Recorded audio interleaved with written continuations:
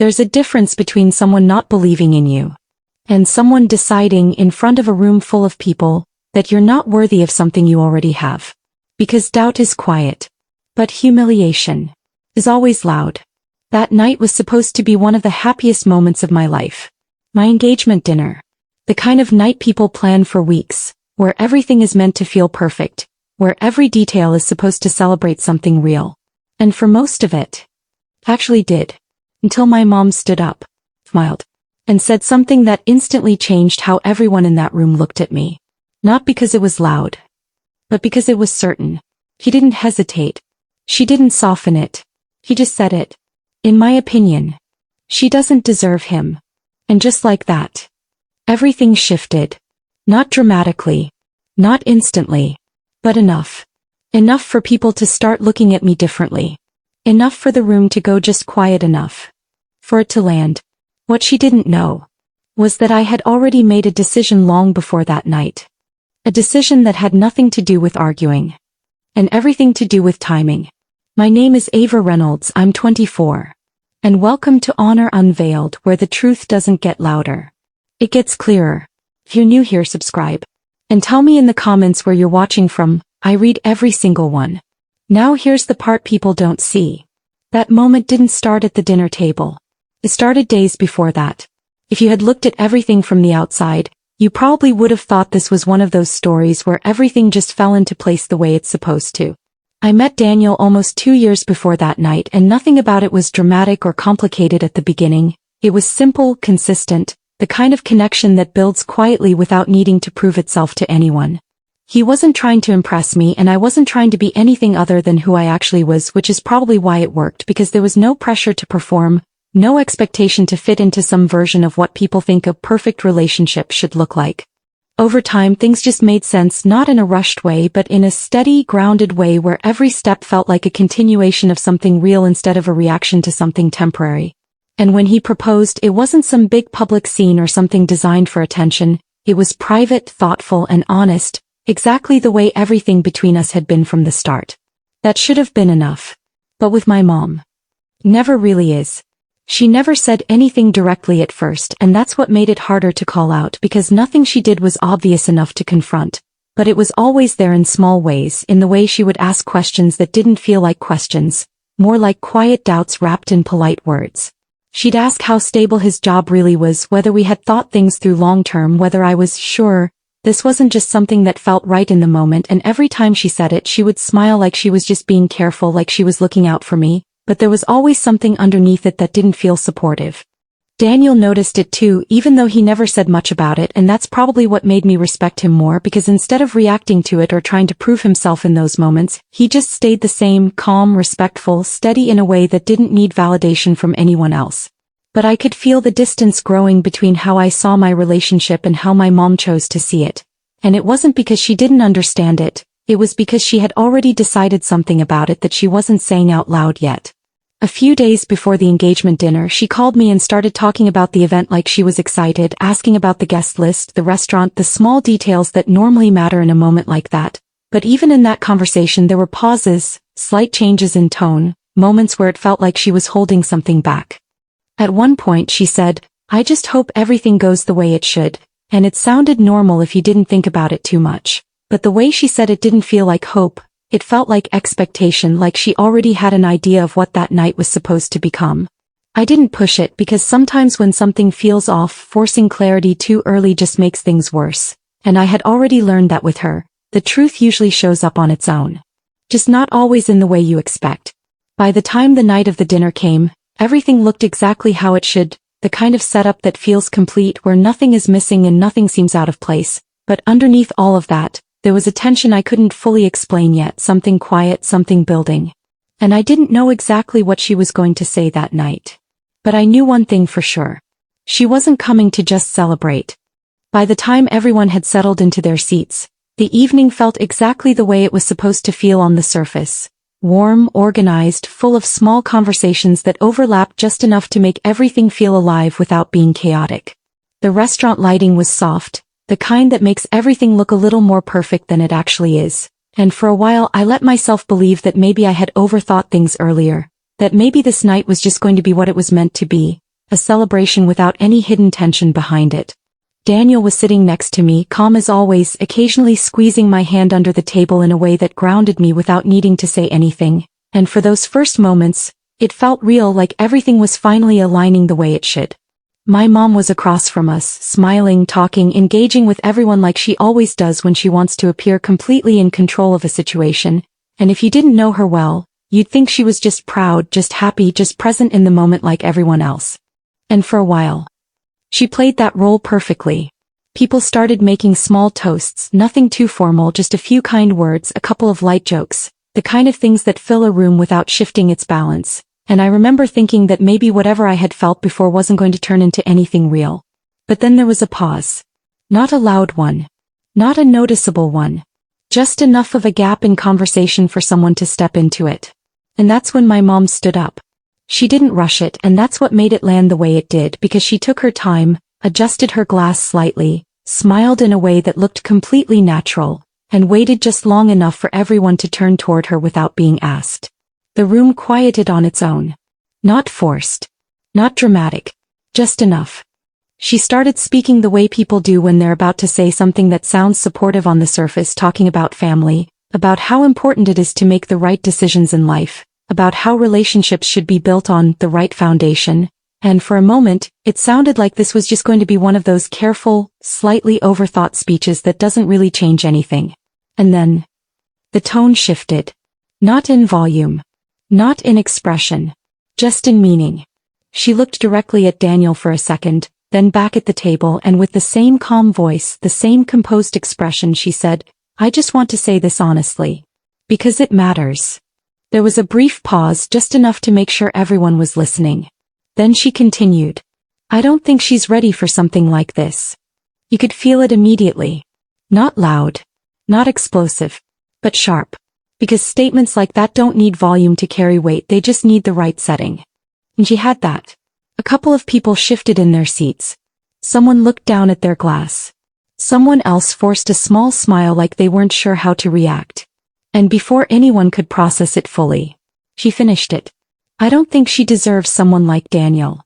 Not yet." That's when the room actually went quiet. Not the kind of quiet that happens naturally, but the kind that follows something no one expected to hear out loud, especially not in a moment like that. I didn't move right away. I didn't react. Because sometimes when something is said that clearly, the reaction matters more than the words themselves. And in that moment, everyone was watching to see what mine would be. For a few seconds after she said that, nothing really moved, and that's what made it heavier than it should have been, because no one rushed to fill the silence. No one tried to laugh it off or turn it into something lighter. They just let it sit there, right in the middle of the table where everyone could feel it. I could see the shift in people's expressions without even turning my head fully, the kind of subtle change that happens when something has been said out loud that people usually only think privately, and now they're trying to figure out what to do with it. Daniel didn't react immediately either, and that mattered more than anything else in that moment, because if he had jumped in to defend me, it would have turned the situation into something else, something louder, something that would have made it easier for my mom to control how the conversation unfolded. But he didn't. He stayed still, calm, the same way he always does, and I realized in that moment that he trusted me to handle it in my own way without stepping in to fix it. And that gave me exactly the space I needed. I didn't interrupt her. I didn't argue. I didn't try to explain myself in front of everyone. Because moments like that aren't about who speaks first. They're about who understands the room better. I reached for my glass, took a small sip, and let a few more seconds pass, not in a way that looked intentional, but in a way that made it seem like I wasn't reacting at all, like I was just letting the moment move on the way everyone else expected it to. From the outside, it probably looked like I had accepted what she said, like I didn't have anything to respond with, like the silence meant agreement. And that's exactly why I stayed quiet. Because I had already decided something long before that dinner even started. Not in that moment. Not as a reaction. But days before, when I first realized how she was thinking about all of this. I had spent the last 8 months building something quietly, something I didn't talk about at family dinners, something I didn't feel the need to explain every time someone asked what I was doing with my time, because I knew that explaining it too early would only turn it into another conversation where people felt entitled to judge it before it was fully real. It started small, just a side project at first, something I worked on late at night after everything else was done, and over time it grew into something structured, something measurable, something that didn't rely on opinions to exist. And the reason I hadn't brought it up before wasn't because I couldn't. It was because I was waiting for a moment where it wouldn't need explanation. So while everyone at that table was still processing what my mom had just said, still looking at me to see if I would react the way people usually do in situations like that, I already knew exactly what I was going to do next. Not to prove her wrong in words, but to replace what she said with something no one could reinterpret. And as the silence slowly started to break and people shifted in their seats, trying to move the conversation forward without really addressing what had just happened, I reached for my phone. Not quickly. Not defensively. Just calmly. Like it wasn't a big deal at all. But it was. This wasn't concern. It was control. She needed the room to see me as not ready, so she could stay the one making the decisions. I didn't make a scene and I didn't try to pull the attention back in a dramatic way, because the moment didn't need volume anymore, it needed clarity.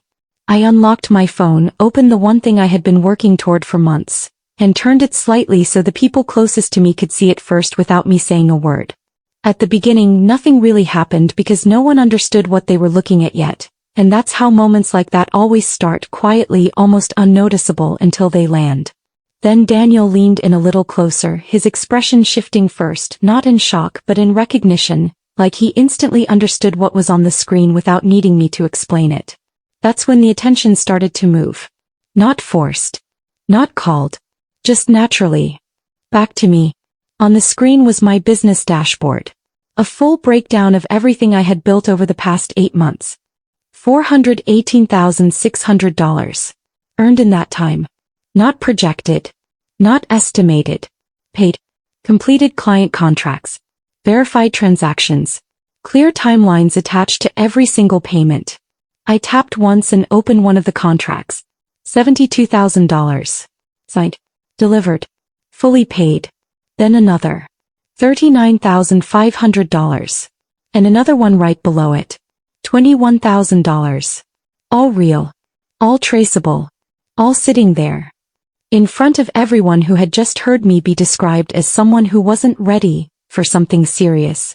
I didn't rush to explain it because I didn't need to, the numbers were already doing that in a way words never could. I just held the phone steady for a moment longer, long enough for people to actually process what they were seeing instead of dismissing it as something they didn't understand. And then I looked up. Not at everyone. Just at my mom. You said I'm not ready, I said calmly without raising my voice, without changing my tone, like this was just a continuation of what she had started. Then I turned the screen slightly more toward her so she could see it clearly. This is what I've been building. That was it. No argument. No defense. Because I didn't need one anymore. For a few seconds after I said that, no one spoke, and this time the silence didn't feel uncomfortable or uncertain. It felt heavy, like the entire room was adjusting to something that didn't match what had just been said a minute ago. The same people who had been quietly agreeing with my mom without saying it out loud were now leaning forward, trying to read the screen more carefully, trying to understand how both versions of me could exist in the same moment, the one they had just heard about. And the one they were now looking at. Daniel didn't look surprised. And that was the part that mattered most to me. He glanced at the screen, then at me, and there was a small nod, not something dramatic, not something meant for the room, just something between us that said he already knew there was more beneath the surface, even if he didn't know the exact details before that night.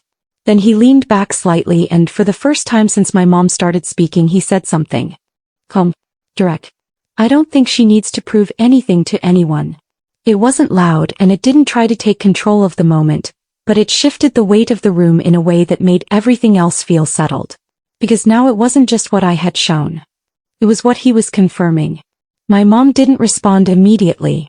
She looked at the phone, then at me, then back at the table like she was trying to process how quickly the moment had moved away from what she had expected it to be.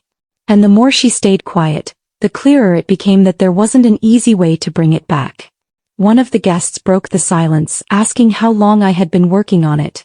And the question itself felt different from anything that had been said earlier, because it wasn't coming from doubt anymore, it was coming from recognition. I answered simply, not turning it into a speech, just explaining that it had taken months, that it had been consistent, that it wasn't something I talked about because I didn't need to until it was fully built. And that's when the room fully shifted. People weren't looking at my mom anymore. They weren't waiting for her to define anything. They were looking at me, listening to me, asking questions that only make sense when someone believes there's something real in front of them. My mom finally said something, but it didn't land the same way this time. "I didn't know it was like that," she said, her tone softer now, not defensive, just late. And that's what changed everything. Because a few minutes ago she was leading the narrative. Now, he was catching up to it. After that moment the dinner didn't stop, but it didn't continue the way it had before either, because once something real replaces an assumption in a room like that, it changes how everything that follows is understood, even if no one points it out directly. The conversations didn't go back to what they were, and they didn't circle around the same ideas about whether I was ready or not, because that question didn't really exist anymore in the same way. Instead, people started asking different kinds of questions, not polite ones, not surface-level ones, but real ones, the kind that come from trying to understand something that has already proven itself instead of something that needs to be explained. Someone asked how I found my first client, another asked how I managed the growth over time, and the way they were asking it made it clear that they weren't trying to evaluate me anymore, they were trying to learn something from me. And that shift was quiet but complete. Daniel stayed close the entire time, not stepping in, not taking over, just present in a way that made everything feel stable without needing to be said out loud, and every now and then he would look at me with that same calm expression, like none of this had changed how he saw me, it had just revealed it to everyone else. My mom didn't try to take control of the conversation again. Not because she couldn't, but because there wasn't a natural way to do it anymore without forcing something that didn't fit the room. She stayed quieter, listening more than speaking, and every time she looked in my direction, there was something different there, not dramatic, not emotional, but a shift that showed she was seeing something she hadn't allowed herself to see before. No one mentioned what she had said earlier.